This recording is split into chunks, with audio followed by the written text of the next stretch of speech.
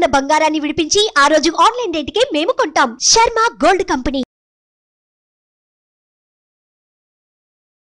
నమస్తే, నేను మీ జాహ్నవి. మనతో ఉన్నారు ప్రముఖ ఆధ్యాత్మికవేత్త, సూర్యోపాసకులు, sun spiritual society founder Vikramaditya Guruji. మాట్లాడేద్దాం. నమస్తే గురూజీ. సూర్యోస్మి తల్లి. సూర్యోస్మి. అయితే గురూజీ, వారాహి నవరాత్రులు ప్రారంభమవుతున్నాయి అంటున్నారు. వారాహి నవరాత్రులని గుప్త నవరాత్రులు అని కూడా అంటారు. గుప్తము అనగా రహస్యము కదా. మరి ఈ రహస్యమైన నవరాత్రుల విశిష్టత ఏమిటి? ముఖ్యంగా ఈసారి వచ్చే ఈ నవరాత్రులకి ప్రత్యేకంగా ఏమైనా ఉన్నాయా? గుప్తము అని ఎందుకన్నారు? అందరూ చేయవచ్చా, చేయకూడదా? చేస్తే కలిగే ఫలితం ఏమిటి?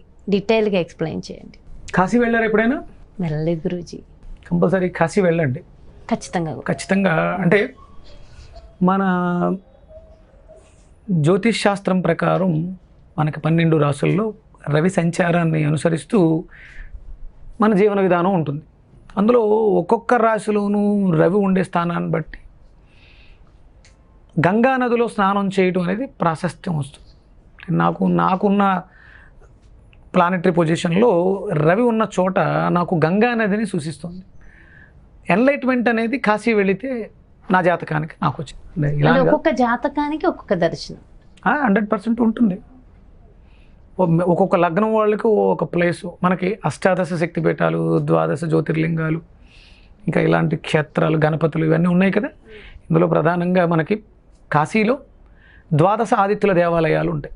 12 ఆదిత్యులు ఒక జియోమెట్రికల్ లైన్స్లో ఉంటాయి. అక్కడ నుంచి ఒక అద్భుతమైనటువంటి కాస్మిక్ ఎనర్జీ ఒక్కొక్క నెలలోనూ ఒక్కొక్క చోట ఉంటుంది. మీకు అది ఆ కెమెరాల్లో చూస్తే ఆ ఫోర్స్ తెలుస్తుంది. విశ్వం అంతా శక్తే, కానీ పర్టికులర్గా ఆ రాశిలో రవి సంచారం సమయంలో 12 ఆదిత్యుల్లో అక్కడ కాన్సన్ట్రేటెడ్ కాస్మిక్ ఎనర్జీ ఉంటుంది. ఇది ప్రధానం. ఇక్కడ అంటే మీరు అడిగిందేమో వారాహి గుప్త నవరాత్రుల గురించి మాట్లాడితే నేను కాశీ గురించి ఎందుకు మాట్లాడాను అంటే, అక్కడ మనకి వారాహి అమ్మవారు ఉంటారు. గుప్తము, ఆవిడ పైనుంచి ఒక కన్నంలోంచి చూస్తే మొహం కనిపిస్తుంది, ఒక కన్నంలోంచి చూస్తే పాదాలు కనిపిస్తాయి. దీన్ని వ్యతిరేకించి ఒక జంట కిందకు వెళ్ళి ఇబ్బంది పెట్టి చూసిన వాళ్ళు వెంటనే చనిపోయారు. అంటే చాలా శక్తివంతము. అవి గుప్తంగా ఎందుకు ఉంచారు అంటే దానికి విధి విధానాలు. ఇప్పుడు ఒక పంతులు గారు వెళ్తారు అక్కడికి, కింద సొరంగ మార్గం నుంచి కిందకి వెళ్ళి అమ్మవారికి అర్చన చేసి వస్తారు. ఆయనకి ఏం అవ్వలేదే అంటే మనలాంటి తర్కం లేకపోతే అర్హత, ప్రతిదానికి ఒక అర్హత ఉండాలి. ఇవి గుప్తంగా ఉన్నాయి, గోచరంగా మీకు బయటకు రాకుండా నవరాత్రులు. అంటే ఇంతకు ముందు లేవా అంటే ఇంతకు ముందు ఉన్నాయి. ఇప్పుడు మనకి మాధ్యమాలు పెరిగిన తర్వాత ఇవి బయటికి రావడం జరిగింది. మనకి ఇలాంటివన్నీ ఇంకా చాలా ఉన్నాయి. అందుకనే ఇలాంటి వాటితో ప్రజలు ఇబ్బంది పడతారు అని చెప్పేసి ఆదిశంకరాచార్యుల వారు పంచాయతన పూజా విధానాన్ని పెట్టి ఇది గృహస్థులకి యోగ్యము. మరి ఇప్పుడు మీరు అడిగినట్టు ఈ వారాహి గుప్త నవరాత్రులు ఎవరికి యోగ్యం అంటే, ఎవరైతే సాధకులు ఉంటారో వాళ్ళు దాన్ని సాధన చేసుకోవడానికి యోగ్యము. అంటే మనలాంటి వాళ్ళు, గృహస్థాశ్రమ ధర్మాలు ఉన్న వాళ్ళు ఇలాంటివి ఆచరించకూడదు. ప్రధానం మనకి నేను రీసెంట్గా ఒక శాస్త్రం చదవడం జరిగింది. ఒక పెద్ద ఆయనతో డిస్కషన్ కూడా చేశాను. మనం రెగ్యులర్గా చండీ చేసేస్తూ ఉంటాం. చండీ ఇంట్లో చేయకూడదు. ఎక్కడ చేయాలి? విజయవాడ దుర్గాదేవిది. అక్కడ ప్రతి నిత్యము జరగాలి. అక్కడ జరగకపోతే దోషం, మన ఇంట్లో జరిగితే దోషం. ఎందుకంటే అక్కడ అంతా కూడా యుద్ధం, అమ్మవారి రూపం. దేవీ నవరాత్రుల సమయాల్లో మనం మాలలో వేసుకుని అవి ఇంట్లో ఆ చివరి రోజు చండీలు చేస్తాం. కొన్ని చెప్పారు, మా శాస్త్రంలో చెప్పారు మనం చేయకూడదు. మన్యుశక్తం చేస్తాం. మన్యుశక్తంలో కూడా ఆయన ఉగ్రరూపుడే శత్రు సంహారం చేస్తూ ఉంటారు ఆంజనేయ స్వామి. అంటే ఇలాంటివి ఇళ్లలో చేయకూడదు, దేవాలయాల్లో అక్కడ చెయ్యాలి. అక్కడ అలా జరుగుతున్న వాటి దగ్గరకు వెళ్ళి మన సహాయాన్ని కానీ మనం అక్కడ సమితిగా అవ్వి దానికి ఏదైనా చేసుకుంటే చాలా మంచిది. ఎందుకంటే అక్కడ ఆలయంలో దుష్టశక్తులు చాలా ఉంటాయి. అట్లా ఆవిడ ఆ రూపంలోనే చండీగానే యుద్ధం చేయాలి. అలాగే ఈ వారాహి నవరాత్రులు అనేవి కూడా సాధకులకి, అనుష్ఠాన పరులకి యోగ్యం తప్ప గృహస్థులు అనేవాళ్ళు ఏదైనా వీలైతే సహాయం చేయండి. మన వంతుగా ఆవు నెయ్యిని ఇలాంటి వాటిని అవి ఎక్కడ జరగాలి అంటే నదీ పరివాహక ప్రాంతాల్లోనూ దేవాలయాల ప్రాంగణాల్లోనూ చేసుకోవడం చాలా ఉత్తమం. గృహస్థుగా ఉన్న వాళ్ళకి పంచాయతన పూజా విధానం సరిపోతుంది మనకి. అందుకని ఇవి శ్యామలా నవరాత్రులు, వారాహి నవరాత్రులు, ఈ నవరాత్రులు ఇలాంటివి 4 వస్తాయి మనకి. అది కాకుండా దేవీ నవరాత్రులు మనం ఇళ్లలో చేసుకోవడానికి ప్రతి ఒక్కళ్ళు చేసుకోవచ్చు. దుర్గా సప్తశతి అని ఇలాంటివి చేసుకోవచ్చు. ఈ వారాహి నవరాత్రులు చెయ్యాలి అనుకుంటే చాలా నిష్టగా, నియమంగా. మనకి వారాహి అమ్మవారిని ఎందుకు ఆవిడ రూపాన్ని పూర్తిగా ఎక్స్పోజ్ చేయలేదు బయటకి? కాశీ చాలా పెద్దది మనకి, అంటే హిందూ సాంప్రదాయానికి పుట్టినిల్లు కదా.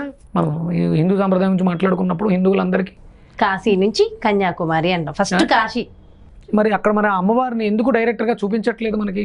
అలా పగలు చూపించేస్తారు, తెల్లవారుజామున ఆవిడని మళ్ళీ శుభ్రం చేసేసి తలుపులు క్లోజ్ చేసేస్తారు. 6 గంటల దాకానే ఉంటుంది. పూర్తిగా రోజంతా చూసే అవకాశాన్ని, రోజంతా అర్చన చేసుకునే అవకాశాన్ని ఎందుకు ఇవ్వట్లేదు అంటే ఆవిడ గుప్తము, గోప్యంగానే ఉండాలి. ఇవి సాధకులకి మాత్రమే. అది అంటే మనం ఎలా పార్టిసిపేట్ చేయాలంటే దేవాలయాల్లో జరుగుతుంటే అక్కడికి వెళ్ళాలి, మనం పార్టిసిపేట్ చేయాలి. నేను కూడా ప్రతి సంవత్సరం వైజాగ్ వెళ్తాను వారాహి నవరాత్రుల్లో. శ్యామలానంద అని చెప్పేసి నా మిత్రులు ఉన్నారు, ఆయన వారాసి ఉపాసకులు. ఆయనకి రెగ్యులర్గా ఇంకా వేరే ఏమీ చేయరు, ఇవే చేస్తూ ఉంటారు. 365 రోజులు అదే పనిలో ఉంటారు ఆయన అది చేస్తూ ఉంటారు, చేయించుకునే వాళ్ళు సపోర్ట్ చేస్తూ ఉంటారు. నేను కూడా ఒకరోజు పార్టిసిపేట్ చేస్తాను, ఒకరోజు వెళ్ళి. ప్రతి సంవత్సరం ఇది గత 4 సంవత్సరాలుగా జరుగుతుంది. సంతోషం. చేయండి, పార్టిసిపేట్ చేయండి. ఇళ్లలో మాత్రం ఇలాంటివి ఎంకరేజ్ చేయొద్దు, పార్టిసిపేట్ చేయొద్దు, ఇబ్బందులు కొని తెచ్చుకోవద్దు. మేము ఫైనల్గా ఏం మాట్లాడతామంటే ఇన్ని పూజలు చేసాం, ఫలితం రాలేదు. ఎందుకు? ఆదిశంకరాచార్యుల వారు 74 అవైదికాలు ఇవన్నీ కూడా అందులో ఉన్నాయి. మరి వైదికం ఏంటి అంటే పంచాయతన పూజా విధానం, అంబిక, గణపతి, విష్ణు, శివ, సూర్య, స్కంద. ఇదే మనం ఇళ్లలో ఆచరించుకోవడానికి ఈ 5టికి సంబంధించినవి, 6టికి సంబంధించినవి మాత్రమే. మీకు సుబ్రహ్మణ్యేశ్వర స్వామి ఇష్టం, సుబ్రహ్మణ్యేశ్వర స్వామిని మధ్యలో పెట్టుకుని మిగతా వాళ్ళందరూ చుట్టూ ఉంటారు. అమ్మ ఇష్టం, అంబికా రూపంలో ఆ మధ్యలో పెట్టుకుంటాం, మిగతా వాళ్ళందరూ చుట్టూ ఉంటారు. శివుడి ఇష్టం, శివ పంచాయతనం, విష్ణు ఇష్టం, విష్ణు పంచాయతనం, గణపత్యం, గణపతి ఇష్టం, గణపతి పంచాయతనం. ఏ రోజు ఏ దేవుడికి పూజ చేయాలో ఆ దేవుడిని మధ్యలో పెట్టాలి. అంటే ఏదో చేస్తే ఏదో వచ్చేస్తుంది. మీరు రీసెంట్గా ఎలక్షన్ల రిజల్ట్స్ చూశారు. ఏది అర్హత ఉండాలి, ఏది చేయడానికైనా శ్రద్ధ ఉండాలి. ఎక్కువ చేసేసినా కూడా ఫలితాలు రావు. ఏది ఎంత చెయ్యాలో తెలుసుకుని చేయాలి. అయితే గురువుగారు ఏది చేసినా చిన్న చిన్న పరిహారాల ద్వారా, ఎందుకంటే ఇప్పుడున్న సమాజంలో ప్రతి ఒక్కళ్ళం రకరకాల ఇబ్బంది పడుతున్న వాళ్ళే.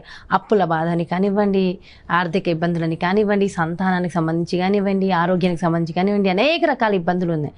మరి ఈ ఇబ్బందుల నుంచి తొలగాలి, బయటపడాలి అంటే వారాహి నవరాత్రుల్లో చేయకూడదు, ఓకే, ఖచ్చితంగా చిన్న చిన్న రెమెడీస్, ఏమైనా పరిహారాలు అంటే ఏం చెప్తారు? మనకి ఆ అమ్మవారికి సంబంధించినటువంటి అష్టోత్తరాలు, నామాలు ఏవో ఉంటాయి. ఇంట్లో మామూలుగా చదువుకోవచ్చు. మామూలుగా మీ ఇంట్లో ఉన్నటువంటి, నేను చెప్పాను మీకు, సూర్యమండల మధ్యస్థ, అప్పుడు ఆవిడే ఆ వారాహి రూపమే సూర్యమండలంలో ఉంది.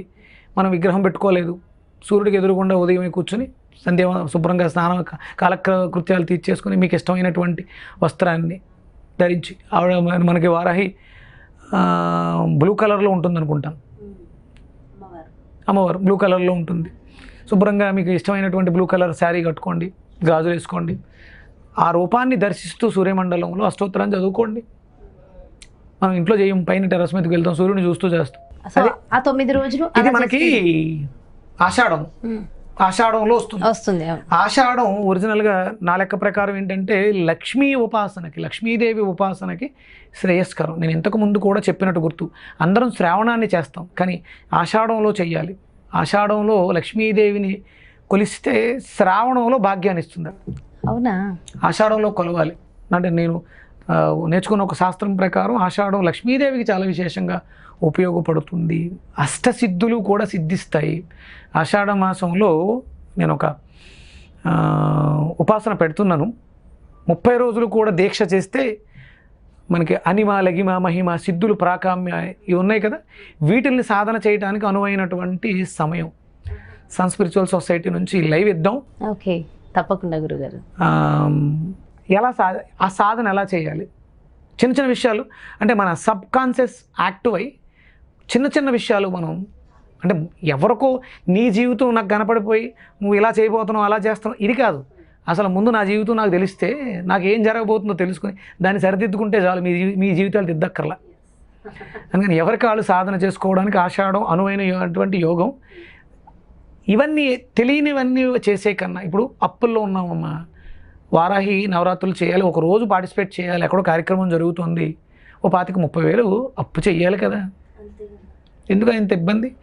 ఇంట్లో శుభ్రంగా లక్ష్మీదేవి మంత్రాలు చదువుకోండి, మీకు కావాల్సిన డబ్బేగా. లక్ష్మీ కవచం ఇచ్చే మన దాంట్లో మస్తకం పాదమే పద్మాకంఠం హరిప్రియ అని లక్ష్మీ కవచం చదువుకోండి. లక్ష్మీ కోసం అయితే లక్ష్మీ చదువుకోండి. శనీశ్వరుల వారి దగ్గర జ్యేష్ఠ లక్ష్మి ఉంటుంది. అమ్మ మమ్మల్ని ఇబ్బంది పెట్టక తల్లి, మమ్మల్ని విడిచి వెళ్ళిపో, లక్ష్మీదేవి మా ఇంట్లో నివాసం ఉంటుందని ఆవిడ వేడుకోండి. శనివారం వెళ్ళి నేను కర్ణాటక వెళ్ళాను. కర్ణాటకలో జ్యేష్ఠాదేవి దేవాలయం ఉంది. శనీశ్వరుల వారి భార్య జ్యేష్ఠలక్ష్మి, ఆవిడ దేవాలయాలు కలిపి వాళ్ళిద్దరికి కళ్యాణం ఉంది, జ్యేష్ఠలక్ష్మి కళ్యాణం. అవునా? అంటే మనం ఇవన్నీ తెలుసుకుంటే చాలా ఉన్నాయి. ఈ తెలియనివి గుప్తంగా, అప్పుడు అది గుప్త నవరాత్రులు అన్నప్పుడు ఆ గుప్తాన్ని ఎందుకు మనం బహిర్గతం చేయటం? అవును, అవి గుప్తంగా ఉంచడం మనకొద్దు. సాధకులు చేసుకుంటారు. వాళ్ళు ఎవరైనా వచ్చి మనల్ని అడిగితే మీ వంతు సాయం చేయొచ్చు, చేయండి. అది దేవాలయాల్లో జరిగితే కంపల్సరీ మనం వెళ్ళి అడిగి మీరు కంపల్సరీ చండీ హోమాలు చేయించండి. మన దగ్గరలో ఉన్నటువంటి దుర్గా దేవాలయం ఉందనుకోండి, వారానికి ఒకసారి అక్కడ చండీ చేయించండి. మన దేశానికి మనం ఉన్నటువంటి ప్రాంతానికి చాలా మంచిది. మేము సంవత్సరానికి ఒకసారి ఇంట్లో చేయిస్తాము. ఏంటమ్మా, ఒక్కొక్కళ్ళు సంకల్పించుకుంటే వాళ్ళ ఊరిలో ఉన్నటువంటి దుర్గా దేవాలయంలో ప్రతి శుక్రవారము ప్రతి మంగళవారము చండీ చేస్తే ఆ గ్రామం బాగుపడుతుంది కదా. అంతే కదా, గ్రామం బాగుంటే ఆటోమేటిక్గా మనం అందులో మనం ఉంటాం కదా. అలా చేయాలి. ఇవి గుప్తంగా ఉన్న వాటిని గుప్తంగానే ఉంచండి, బహిర్గతం చేసి మనం వాటిని. నేను కూడా చేశాను ఈ 4 తెలియక శాస్త్రంతో వెళ్తున్న కొద్దీ నేను కూడా చెప్పాలి, నేను ఆ పొరపాటు చేశాను, తెలియక చేశాను. ఆ చేస్తున్న వాళ్ళకి ఇప్పుడు కూడా నేను ఆ శ్యామలానంద గారికి వాళ్ళకి నేను సహాయం అందిస్తూ ఉంటాను. ఎవరైనా చేయించుకుంటానంటే నేను అక్కడ తీసుకెళ్తూ ఉంటాను. నేను వెళ్ళి సంవత్సరంలో ఒకరోజు అక్కడ పార్టిసిపేట్ చేస్తాను.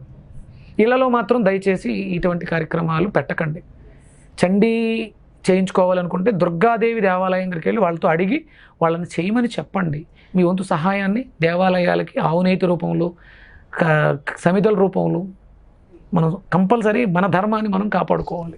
అద్భుతంగా వివరించారు గురువుగారు. ఎందుకంటే చాలా మందికి తెలియని విషయాలు, చక్కటి విషయ పరిజ్ఞానాన్ని మా అందరికీ తెలియజేశారు. Thank you so much Guruji. నమస్తే. సూర్యస్మిత. చూసారు కదండి, మరి ఇది వారాహి నవరాత్రులకు సంబంధించి, అంటే ముఖ్యంగా గుప్త నవరాత్రులకు సంబంధించి రహస్యమైన విషయ పరిజ్ఞానము. సో మనందరికీ డీటెయిల్డ్గా ఎక్స్ప్లెయిన్ చేశారు. మరి అప్పుడు మనం ఆచరించవలసిన విధి విధానాలు, అలాగే ఖచ్చితంగా చేయవలసిన ఒక పరిహారం చెప్పేశారు కదా. మనం చేయకూడదు కానీ చేసే వాళ్ళకి మనం సపోర్ట్ చేయాలి.